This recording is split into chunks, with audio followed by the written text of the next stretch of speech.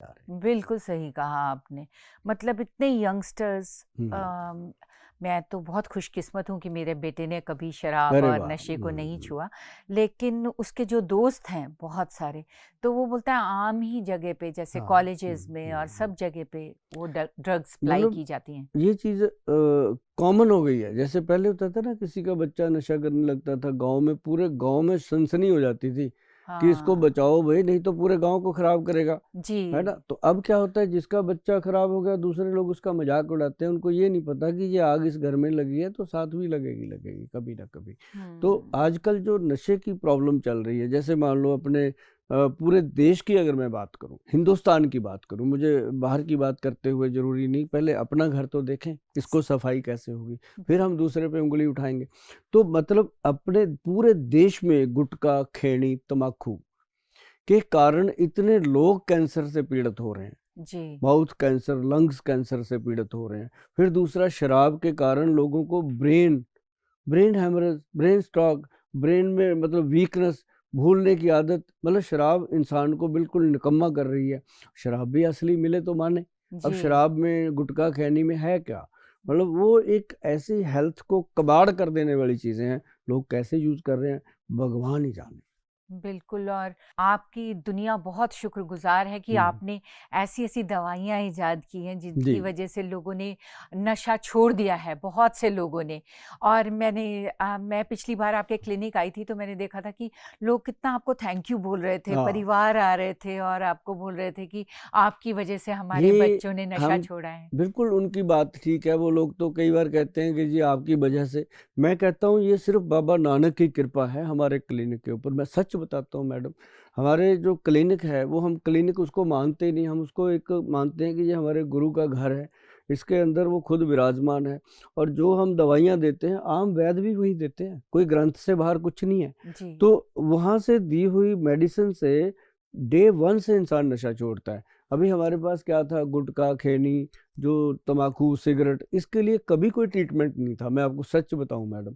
और जो लोग नशे करते हैं, जैसे अफीम है, स्मैक है, चिट्टा है, कोई भी नशा है, तो उसके लिए देखिए आप, पहले दिन से हम कहते हैं कि ये नशा छोड़ दो और ये दवा ले लो। जी। तो उस दवा में बाबा जी की ऐसी कृपा होती है कि पहले दिन से इंसान ऐसे गुलाब की तरह खिलता है। उसको पता चलता है कि यार मैं अभी तक अंधेरे में रहा।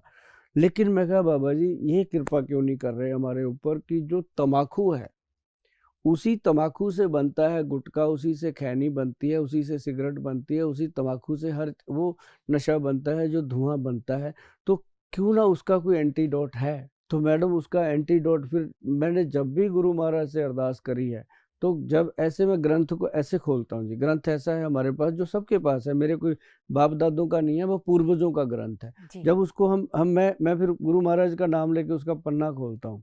पन्ना खुला मैडम, उसके ऊपर लिखा हुआ था अकर करा। मैं शरेआम बोल देता हूँ ऐसी चीजों को, ताकि जो भी वैद लोग बनाए, या जो भी मेरी माताएं बहनें इसको लें, बाजार से लेके बना सकती हैं, मेरे से आने की जरूरत भी नहीं है। ऐसी चीज खुल के आई, क्योंकि जब उसमें बाबा जी का नाम आता है तो वो फिर पूरी दुनिया के लिए होता है, वो सरबत के भले के लिए होता है।